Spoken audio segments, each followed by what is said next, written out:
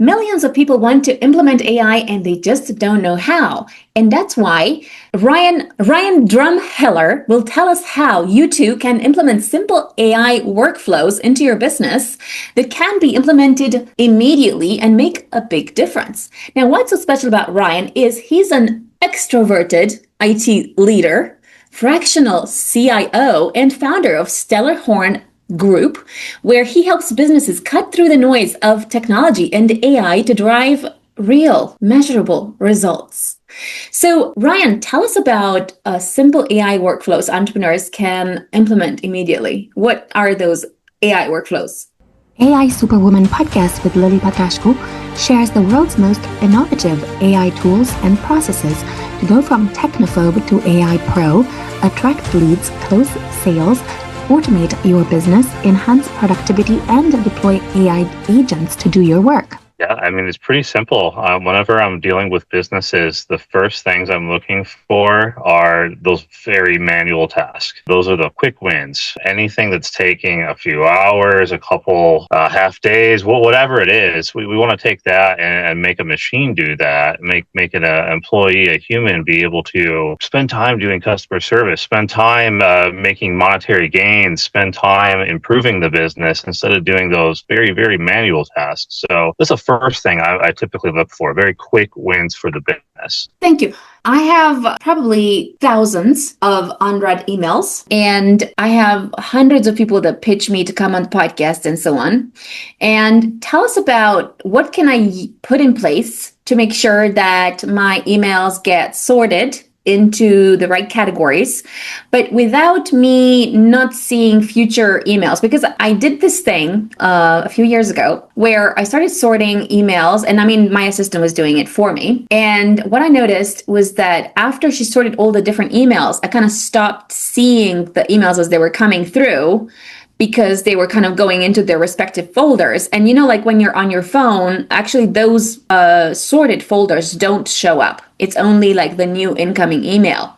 So is there something that can be put in place to sort your email and, let's say, to reply to people that, let's say, want to come on the podcast, knowing that I have some criteria, like no publishers, no branding strategists, no speaking coaches, and no religious or political stuff, and no crazy people? Looking at data, essentially, more or less, seeing what actually fits my criteria, and then send me a list every single day that I then put manual eyes to, right? So it does do automation. It does look at a bunch of data, and it scores it, it ranks it. It even gives me like a color code. And it even gives me kind of an idea of, like, for me, on what to even say as like an opening line. So to expand upon that even further, I have it comb my actual email box, look for keywords, kind of what you mentioned there, like, hey, is this one a particular a book angle, a publishing deal? Is this one talking about being technical, be on the podcast, and sort those folders out.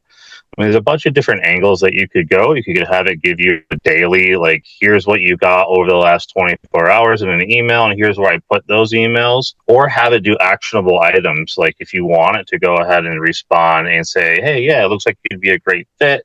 Here's my link, or whatever you want it to do, an actionable item. Have it send that automatically on your behalf. And then, as the communication comes in from there, you could take it over from a human perspective and be able to respond to it. So, there's a bunch of different variables you could go, but for me, I built mine very automatically inside of Claude. I use Claude instead of purchasing a tool, and I built my own specifically for me. Thank you. So what can be used so that someone can answer my emails for me? Is it Claude? Yeah, there's a bunch of different ways you could go about it. For me, I built one in Claude that was very specific for me and my business and my needs. So if you need something that's more configurable, customizable for you, in either case, I would look into building it out inside of Claude Code. It's a very powerful tool. I use Claude. I'm using it right now to build an entire program. So I would look into it from there. Thank you. What's the benefit of doing like a custom agent versus, let's say, using, what else can you be used? I don't even know. In this day and age, you can buy essentially an AI program that somebody put together together and is selling now as a configurable, software piece. So you can absolutely go find something that probably handles 80% or more of what you're talking about and pay them like a subscription fee. Or, for example, I have 4 different AI tool subscriptions at the moment that I pay for and use inside of my business and personal life. So I already have the subscriptions. So in my case, I'm looking for something very specific, very for me and my business. That's going to be something I probably need to build from scratch. So I'm coaching the model, I'm coaching the scripting, I'm coaching the prompts and things that I specifically want to get in my mailbox, or responses, or actionable items. So I've built that inside of Claude myself, and then launched that inside of my own email box. Thank you. What other AI or workflows are useful for a company to put in place, and why? A lot. So yeah, anything that's reading large data amounts is a great example right now. So email, fantastic example. Meetings, summarizations. I'm using a program right now in the back end here. So when I'm doing conversations, it's automatically giving me a summary of what we talked about, reminders of things that I said I would do, or things that I'm waiting on. And there's a bunch of different tools that you can actually use. Like the one in particular that I'm talking about is called Granola. My apologies. Granola is amazing. Ever since I've started using Granola, I've spent more time talking to the person, trying to make sure that we're actionable, trying to make sure that we're actually having a human connection, and then going back to that later on and going, oh, what was it I said I would do? Fantastic. And it injects that, gives me the actual summarization, the notes. And then if I need to, I can go further upon that and build in reminders, build in meeting notes, building whatever it is. If I want to get pinged further into, like, say, an email or calendar reminder situation. So those are just some examples that are out there. There's a lot of great tools now. Thank you. What's the difference between Granola and Read AI or Fathom or Firefly's Note Taker? Is there a difference? Preference mainly at that point. I'm sure that there are some different features that each of them more focus on, but you could even go to like Gemini, right? Gemini does a lot of the same things. So it's really just kind of like, say, if you have a Google Workspace subscription, and you're really embedded into, say a Google Life, that's going to be a lot easier than if you're using, Google Email, Google Calendars, Google Gemini. So it's kind of like an ecosystem. For me in particular, I have a bunch of different pieces of software across the board. So no particular ecosystem, just what I find what works best for me, and which is exactly what I would suggest for any person or any business. Like, what is your ecosystem? What is going to work best for you? What's going to work best for your employees? And what's going to have the best acceptance and adoption rate? Thank you. For someone that's spending a lot of time creating sales proposals, what can they use? For sales proposals, you're probably going to have a very heavy email box. In my opinion, I would look for something first that's going to be more off the shelf, that's going to fit your needs. So again, in the age of AI tools, there's going to be all kinds of different programs. Find something that is going to fit your needs in particular first, before I'd go down like a very custom route, especially for sales, because we can see sales individuals getting very specific. I see all kinds of different scenarios. As well as you want to have a conversion tracker. So you probably want something that's going to hook to a CRM in particular. So when you're talking to them, it's doing lead scoring, lead generation, as well as flowing back to a CRM for you to follow up on and track later if it's not a today situation. And there are tons of CRMs, right? So whichever one that's going to particularly work for you or you have in your environment. Awesome. Thank you. What other use cases are there for AI workflows? Endless, really. But what I'm seeing out there right now, the real actionable things are the repeatable things, the large data sets. AI is really good with all of those kind of situations. When it comes to, like, say, more of a humanality situation, when it needs to look at like empathy or feelings or anything like that, it kind of misses the beat at the moment. It's not the same as a human being looking at it, but it can be really great at detecting detection. It can be really great at pattern recognition or spotting issues before maybe a human would spot it. So like say you have a customer service wing and you have 7 different problems and 7 different people have that and they haven't known whether or not to speak to one another yet. Yeah, I could do a really good job and say, hey, in the last hour, we've got an X. Maybe look over here. It might not know what the actual problem is, but it can alert to you that you need to look into it and find the problem out. And in my recent conversations with a lot of different CEOs, they've mentioned how baffled and surprised and amazing the AI is to tell them that they still have to have a human to look at it and figure out what the real problem was and correct it, but it detected it to them before they ever saw it. Thank you. Give us some exciting ways that AI workflows can be leveraged for podcasting. Oh, geez. I'm a podcaster myself. I don't know that I would be able to do as much of it without using AI.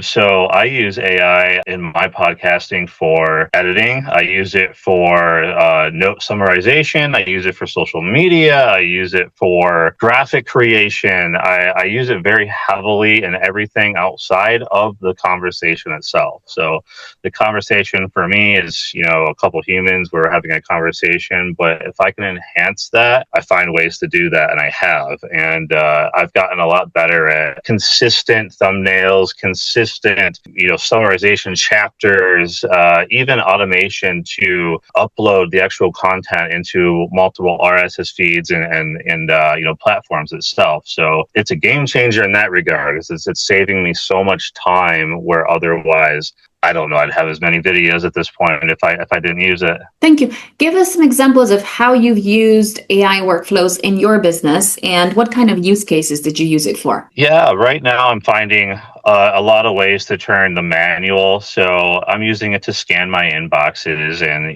let me know if there's more critical email than not. I'm using it for lead generation. So I have a program right now that I wrote, again, in Claude that is hooked up to what's called Apollo. If anybody has used it or not, it's got a lot of business content, a lot of business information in there. It's kind of like LinkedIn Sales Navigator, but in a different way.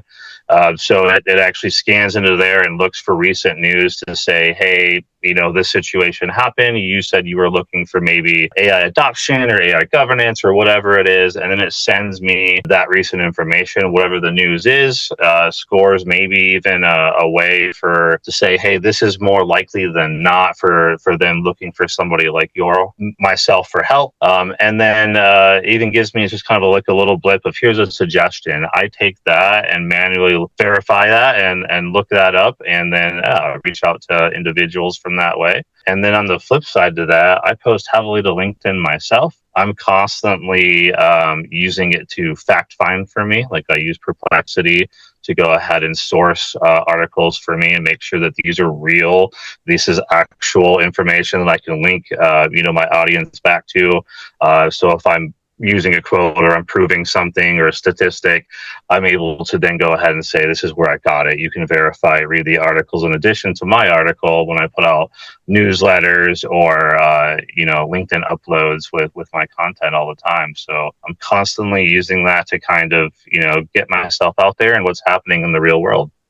Thank you. Give us some case studies of entrepreneurs or companies you've helped, and how did you help them to leverage AI workflows to better their companies or their business? Yeah, most companies when I come in are companies that know that they want AI.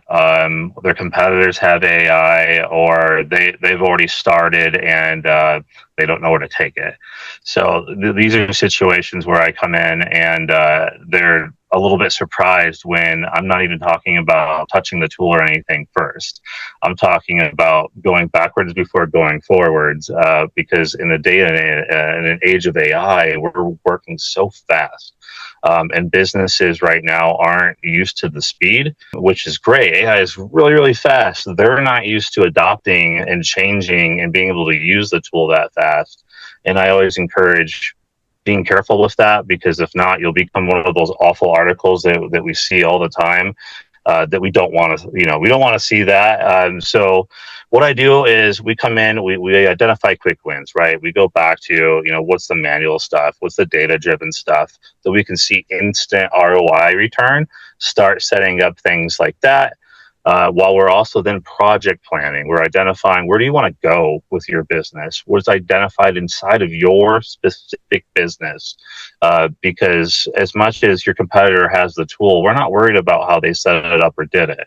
We want to know inside of your own particular business, what have you identified that you can use it in? And if they can't identify those things, then we have further conversations to uncover what some of those things could be, or what some of those products maybe they could enhance that they've developed and add AI. So, things like that, where we get very specific into their own business, not general. We can cover the general stuff with all the email scanning and note taking, stuff like that. That's pretty general at the end of the day. And then we work on setting up governance committees. We actually set up governance committees that have their business leaders on that, and it's a way for them to kind of source other particular things that are happening inside of the business. Say one of their employees, boots on the ground, working every day, they identify situations where AI should be embedded, or they want to pitch the idea of where AI is embedded. You've also created a situation where early on you're talking to employees, you're getting your hands around that particular situation, deciding should we do this, should we not. And then, if you do that, now you're able to set up a security gate around that so that you can keep AI secure. And then going forward from that, we set up training. So there's multiple times then an employee and a leader are able to engage and talk and flip the script on AI is scary, I'm worried about AI taking my job, whatever that is, into here's the benefits, here's an ROI return, here's an idea that we can run with, plan around, and build along the way. So it becomes, again, very specific to the business, their particular needs, and not just go get Copilot or Claude or whatever it is and flick it on and run with it. And, we don't have any guardrails set up. So these are the things that I typically train and teach and make sure that they come out of that so that they can then go ahead and run with AI from there and continue to build out as the need is arisen, instead of just building to build. Thank you. How can companies set up guardrails so that AI doesn't have as many errors and also doesn't land the company in legal trouble? Like, what kind of things need to be put in place to make sure let's say if you were setting up the email thing so that the AI starts answering the emails, and then, if it starts answering with something that could be bad for the company, then, you could be in a lot of trouble. Yeah, that's some of the articles that you see out there is, AI drift is what you'll hear the term for that. And the models do absolutely eventually kind of train themselves. So the places that are getting in trouble are the ones who are not assigning responsibility to somebody to oversee that. So you can certainly set those kind of things up and make sure you have triggers that you coach it on. You say, only these scripts. Make sure it only has certain things that you're allowing it to send. And then you have somebody actually reviewing and scanning for any variable differences. So we're going back to that data, driven part of that, where we're going, hey, is all of this consistent? Is it only these 7 messages that we've allowed to get sent out? Oops, there's an 8. What's that one? And then you pull it up, review it, make sure that it's not actually getting you in trouble by sending out something you didn't tell it to send out in the first place. So, governance kind of comes behind, like, you're giving it the actual parameters that you're asking it to stay within. Kind of like a sandbox. You can only play here. Don't go outside of this. And then you're also assigning somebody that's responsible for overseeing that and reviewing the data at the end of the day, because AI is just a tool. It is just a robot at the end of the day. And if you don't launch it, it's kind of like a kid. It's eventually going to go do something, and you need to, teach it to, go back to the sandbox where we've allowed you to play and stay there. So it kind of like that. It's really basic in a way, and very not so great when you're not paying attention, because it can absolutely do those damaging things that you've referenced. And there's a lot of articles that you don't want to be a part of. Thank you. What are the biggest problems that companies face related to AI, and how does your company fix those problems? Yeah, there's a lot of companies. So I work a lot in the small to medium space, and those businesses, don't have as much money, for example, as some of the Fortune 500 companies. So the risk margin becomes much greater for them. Where if they're investing their money, it's a big deal. So they need to see a return. They need to make sure that they're getting a return, or that could be really damaging and crippling for them. Whereas kind of the larger companies, you're seeing right now just billions of dollars being poured into there, and they're not necessarily worried about returns as much as it's still in a let's see what it can do phase. So they're kind of leading the way of exploratory. So the small to mid-sized companies, really, we go for operational proficiency. We're trying to leverage all of that quick wins that I've kind of mentioned, get a lot of that operational stuff off from a human's plate that a human doesn't want to do anyways. Like they're hitting the repetitive button day in, day out.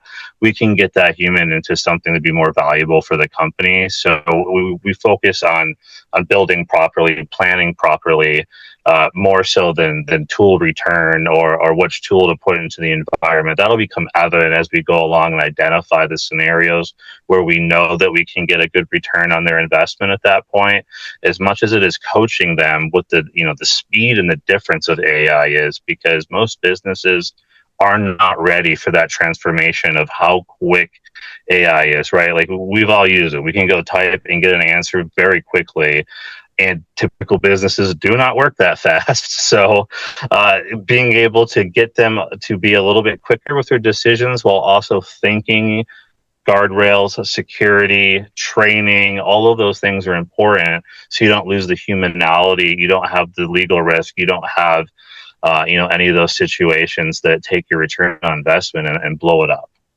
Thank you. If you knew that your ideal clients are on LinkedIn, and you knew that LinkedIn doesn't allow automations because you could get suspended, how do you leverage AI tools to still leverage the network that is on LinkedIn for your company's benefit? So I do the AI I do for LinkedIn is more content related that I put up there. LinkedIn has Sales Navigator, right? You can kind of use some of their AI that they have built in and that they have a gate behind and control, and it's absolutely a great tool. But yeah, like you said, you can't really tap into that without them finding out and risking your profile. I don't recommend doing that. I'm very much get in front of somebody, have a real conversation. What are their troubles? What are their struggles? Type of individual. So I focus more on trying to get my content out there. Maybe they see something and they really like the way that I answered the question, or they read something on a statistics basis or a newsletter. I do all of those things. I very much use AI in that way combined with LinkedIn. So it's more of a safe, space, but I don't typically respond to anybody on LinkedIn using AI because we can spot that. We can see that pretty easily. And if I'm selling AI and not me at that point to being able to help them, that's where I go, be a little bit safer on that and be more natural and plug AI in where it makes sense. Content creation makes a lot of sense. Thank you. What kind of AI workflows that you've put in place have actually led to measurable ROI? Oh, yes. Pretty much all of the scenarios that I'm describing, like when we come in and help a small or mid-sized business, that's the first thing that we're typically looking at, outside of identifying, of course. Like we want to identify the actual quick wins that are very easily measurable in terms of ROI wins. So, for example, your employee is doing, all of those very data entry, task related things. Well, can we take them and help a sales or help a marketing or customer service, whatever it is at that point, and then take those individuals that were doing that. We don't need those. We don't want humans to do those things typically at that point in time, and we're rewarding them by utilizing them and bringing them ROI over there, while also eliminating the need for somebody to actually physically put in all that kind of data at that point. And then looking for opportunities throughout. Like, I'm never an advocate for, removing individuals, eliminating jobs. I'm not an advocate for any of that. Those are business decisions. And in some cases, it might make sense. And a lot of businesses are measuring AI in terms of ROI, in terms of saving little headcount. I do think there's other ways to go about it. Operational makes a lot of sense. The more hours you can eliminate the need for somebody to physically do there while putting their hours towards an ROI situation, like a marketing, sales, customer service, you're saving a customer that would have otherwise left. And now you're able to give them that more human interaction instead of that AI interaction. So I don't know about you. When I have a problem, I don't hope to get an AI bot. I hope to get a human still. We're still in that age. So those are the kinds of things that I have conversations, and businesses typically are surprised when they're speaking with me in that regard. But we get there. I talk a lot about the humanality inside of AI.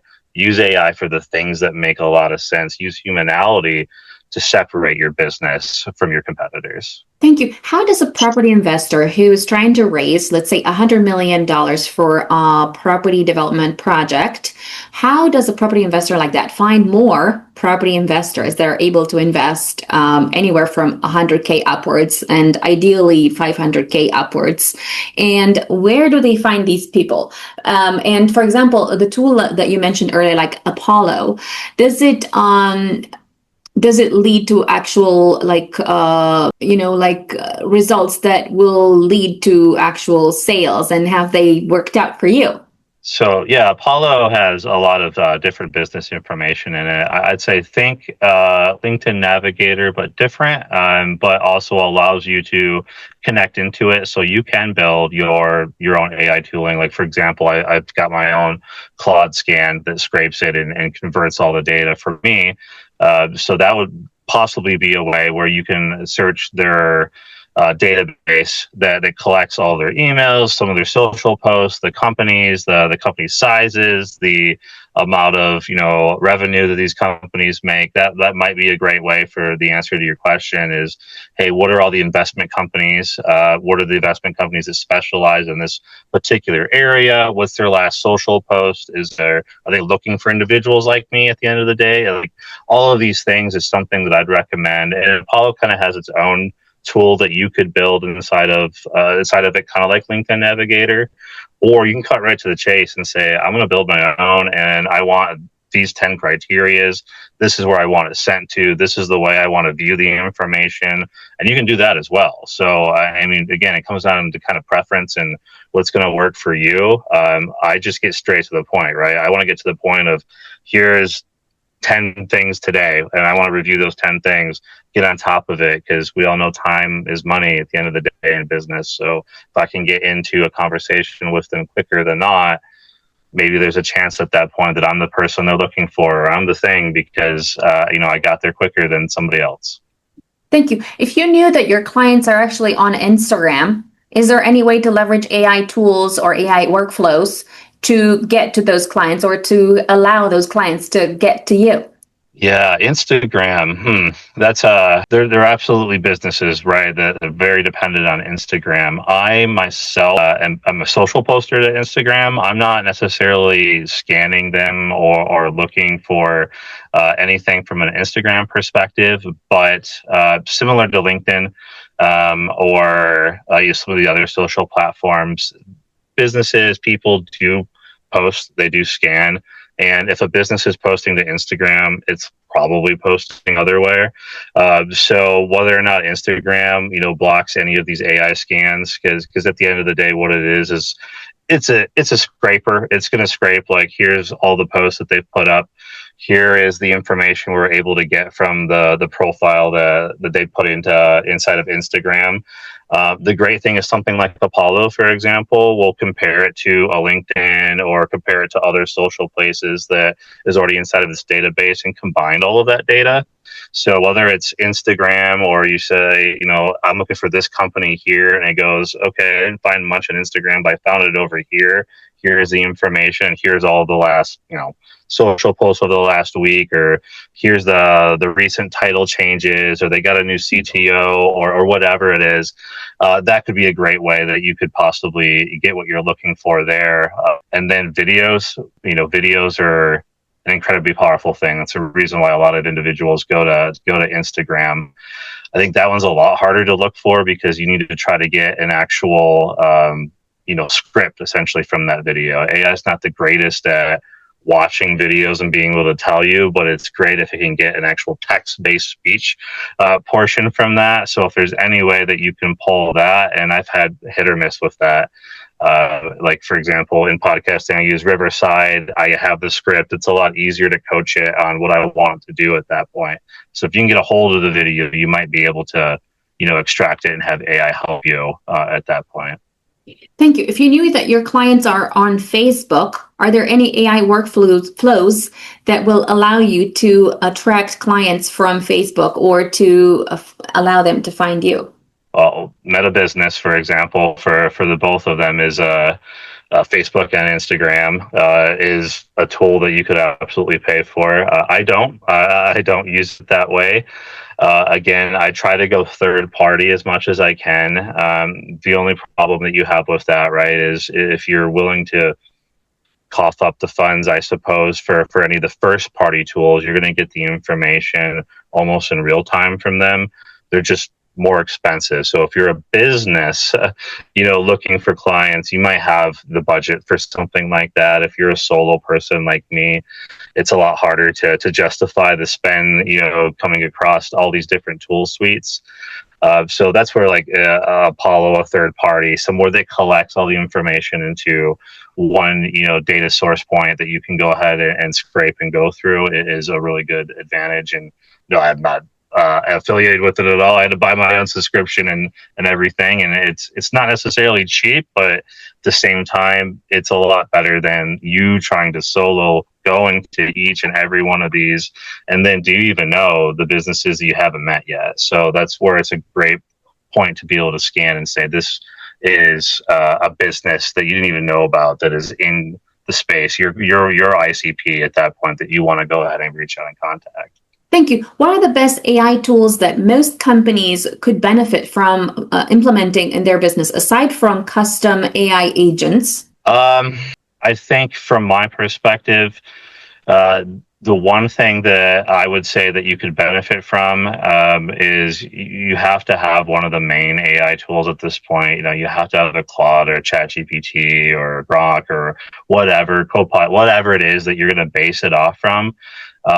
This might be a little bit more controversial, but I'd actually recommend spending more if you have the budget, because one of the things I would guard against is putting all of your data into one tool. Now one vendor has all of your information. You don't have your information spread out to multiple other tools. If you have it all in one, they kind of gatekeep. They kind of have you at that point. If they want to raise the price, you're paying more, or good luck, right? You have everything built out in one particular tool. So I actually advocate, if you have the budget, to spread the wealth out to a few different tools, and then you're not gate sourced at that point. You have things spread out. You have things so that no one source can block you. You can also protect yourself. You can protect your data. You can go into their settings and make sure that it's not shared. You don't want it shared.